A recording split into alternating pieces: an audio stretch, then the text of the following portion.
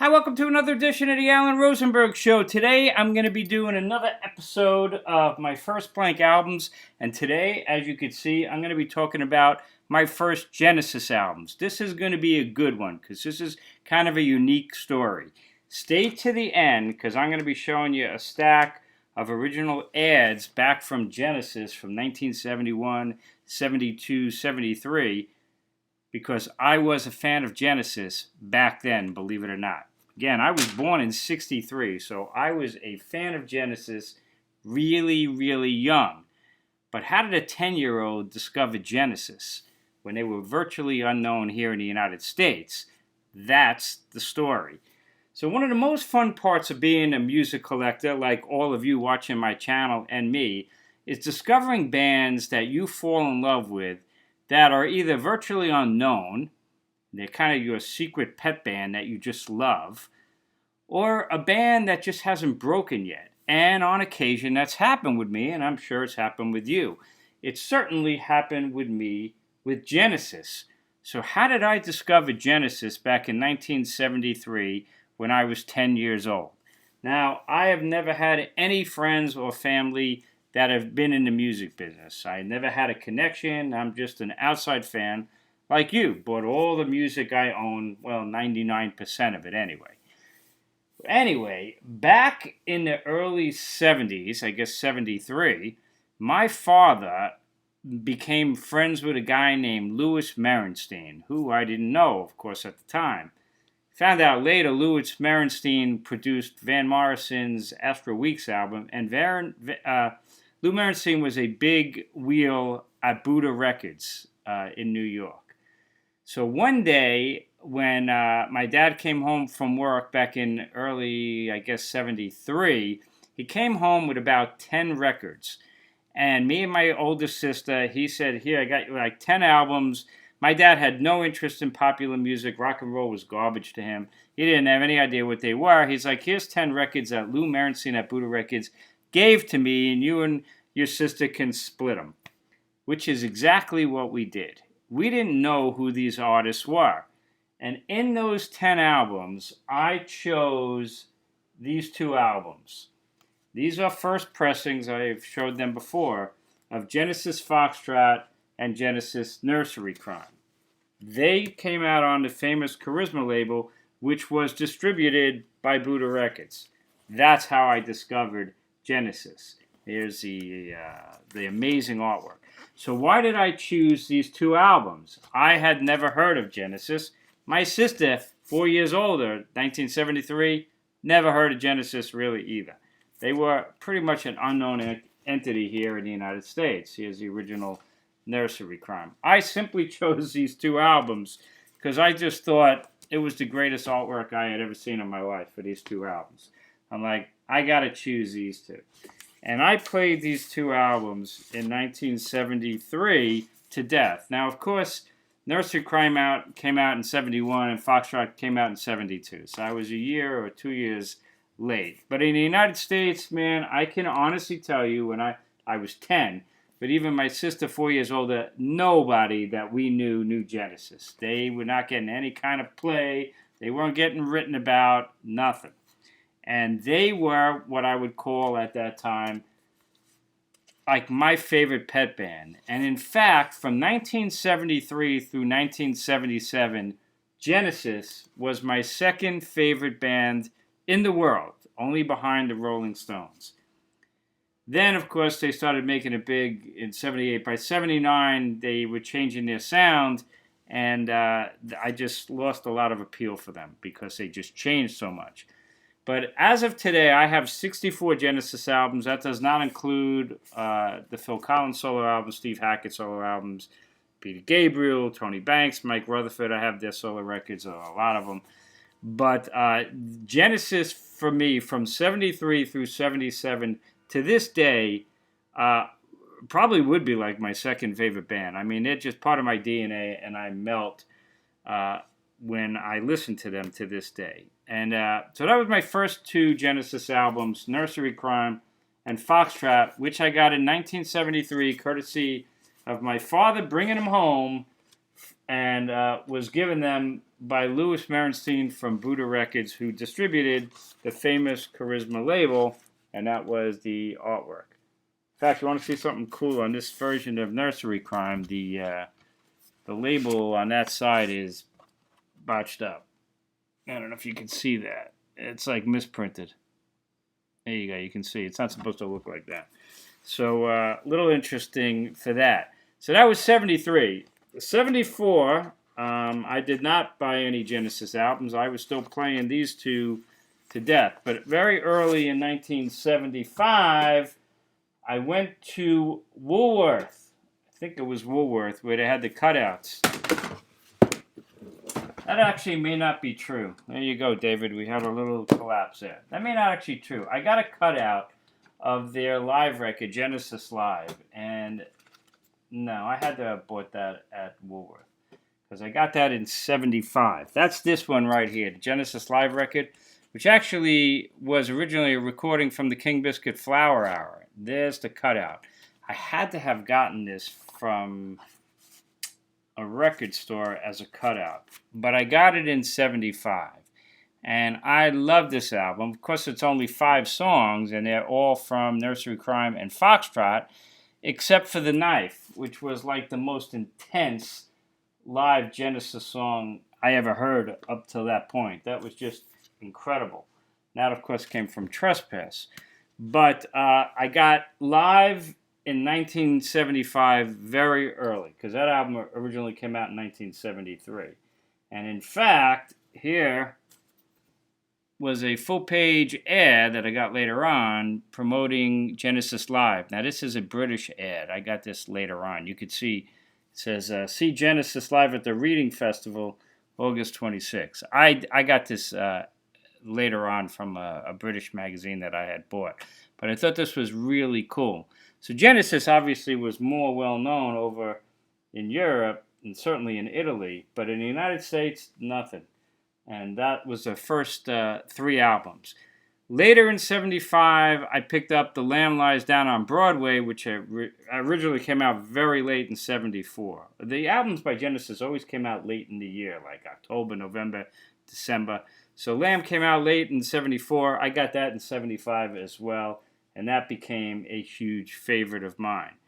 Then, you know the story, Peter Gabriel leaves. Now they're pretty, well-known in the United States. I remember, I still have it. There's like a Cream or Circus magazine with Gabriel on the front announcing his departure. I probably should have showed it to you. And now, Genesis being my second favorite band, what's going to happen with them? And, of course, they bring in Phil Collins, and they're going to do their first album with Phil Collins in the lead vocal position. And early 76, they released A Trick of the Tail. Maybe, I'll show you the ads at the end. They released A Trick of the Tail in 76, and I have multiple versions of that. This is a version, a definitive edition remaster, but boy, have they remastered multiple times, and I got multiple copies. You can see I have every Genesis album multiple times. There's another version of Nursery Cryme. Here's another version of Genesis Live. I got tons. But let's continue with 1976. They released A Trick of the Tail, and I was blown away by how amazing A Trick of the Tail was. And that became, to this day, one of my favorite Genesis albums. It's certainly in my top 3, probably top 2. And I love A Trick of the Tail. I got that early in 76, and I followed that up with Selling England by the Pound, which I originally came out in 73, and I picked this up in 76 as well. So if you're keeping tabs, my first albums, these two were the first. Genesis Live came next. Lamb Lies Down on Broadway, Trick of the Tail, Selling England by the Pound. Now we go into 77. Now I'm backtracking, and I get this copy of Trespass. This is a beautiful import copy that came, I think, on Gem Imports. No. But I picked this up at a record store. For all those people who think first editions sound the best, they don't. This album sounds lousy. It's so much better on digitally remastered CD. It's not even close, but that's Trespass, which I got early in 77, and then late in in the year, I got Wind and Wuthering. Actually, that came out at the end of 76, so I got that early in 77.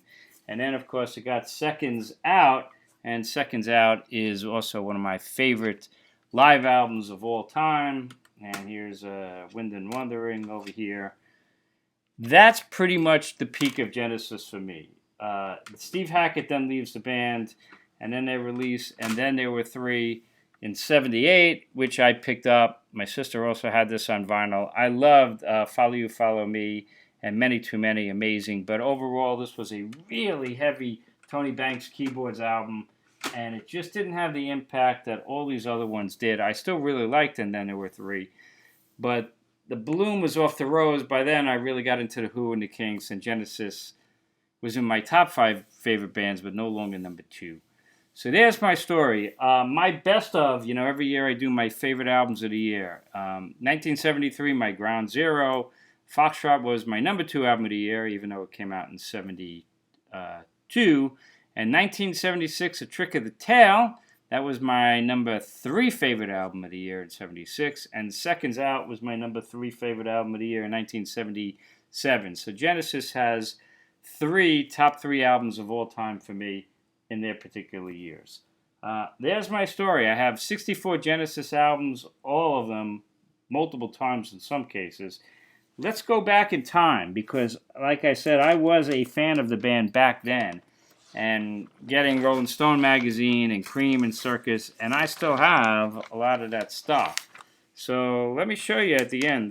From the best live band in the world, the best live album, Seconds Out. Seconds Out is by far my favorite Genesis live album. I love it to this day. I do have a bunch of bootlegs because they do sound a little bit different. The mixing, a lot of people think that they kind of mix Steve Hackett low in the mix, and that's possible. Here's an ad for The Lamb Lies Down on Broadway, which I love. And that's from 1974. It's a Rolling Stone magazine. And there's a rumor that they're going to be putting out like a new deluxe edition of it, and I'm all for that. Here's a concert of a show. Genesis gives spectacular concert. That was from the And Then There Were Three tour. And I'll keep going. Genesis, A New Beginning. That's when Gabriel left and they put in Phil Collins for A Trick of the Tail. And speaking of A Trick of the Tail, here in America, they were still very much like a cultish band. And if you look at where they were playing, here like in New York, for instance, they played the Beacon Theater for, a couple of nights. So that's kind of impressive. But they were still not a huge band. And there's an ad for A Trick of the Tail tour. Now, it wasn't until the next album, Wind and Wuthering, which was really 77. It came out really late in 76, but it's really a 77 album. And here's Here Genesis and then Genesis Here. And what you're going to notice is that's the first time they played Madison Square Garden, February 23rd, 77. They did not come close to selling it out. But that's when they were making the jump to the big time. And then they made a bigger time when they toured for And Then There Were Three. You'll see Madison Square Garden listed over there as well. By then, they're probably close to selling it out. Maybe they probably did sell it out. So that's that. What else? Selling England by the Pound, an interesting album, came out in 73. I got it in 76. Again, I was 13, so it's still pretty impressive. But there's an ad for Selling England by the Pound. Interesting thing about that album, now I remember very well, I got the reviews and the ads. Most people at that time kind of felt it was a mixed album. Now a lot of people, including it seems a lot of members of Genesis, think it's their best album. I certainly don't, and I know for sure. I remember them interviewing Steve Hackett years later and him saying that he thought Selling England by the Pound was just okay. It's got great stuff on it and some stuff that was kind of padded. I love Selling England by the Pound. I love all of those albums. I know every note on every song. Trust me. But Selling England by the Pound is a bit padded, I love the opening of Dancing with the Moonlight Night. It's amazing, the acapella. But it gets a little padded. Certainly Epping Forest, gets a little padded, the Battle of Epping Forest. But I think because of First the Fifth is like the most incredible song. More for me. Phil Collins doing like his beautiful ballad, and the Cinema Show is about as good as it possibly can get. So, some really big highs on that album. Here's another ad for A Trick of the Tail, showing their albums and the tour dates. But it was just so much fun loving a band that just people don't really know. And that's the interesting thing for Genesis for me, because of course later on they became Genesis, the biggest, one of the biggest supergroups in the world. And by then I didn't love them nearly as much, not because they made it so big, but because they really did change their sound. Now, with that said, I have every Genesis album, like I said, and I have those later day albums, Invisible Touch and whatever the hell they are, Abacab. Duke's the last one that I really kind of liked, but I love this song, Many Too Many. But yeah, by then they lost their identity. They just became a really good, popular rock band as opposed to Genesis. Totally unique. Last ad I'm going to show you is this one. Look at this one. How cool is this? They're promoting Foxtrot. So this is from '72. And this is an ad about the famous Charisma label. So there you have it, folks. I am truly an original fan of Genesis here in the United States before anybody I knew who they were. And again, I only got it because of the album covers. So there you go.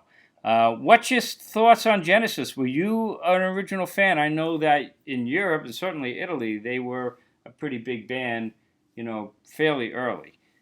So maybe you were onto them pretty early. What's your story with Genesis? I would love to know.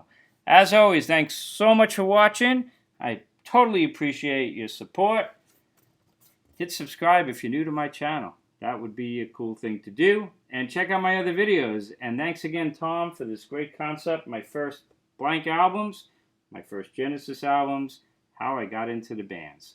As always, stay safe, stay healthy. I'll see you next time on the Alan Rosenberg Show.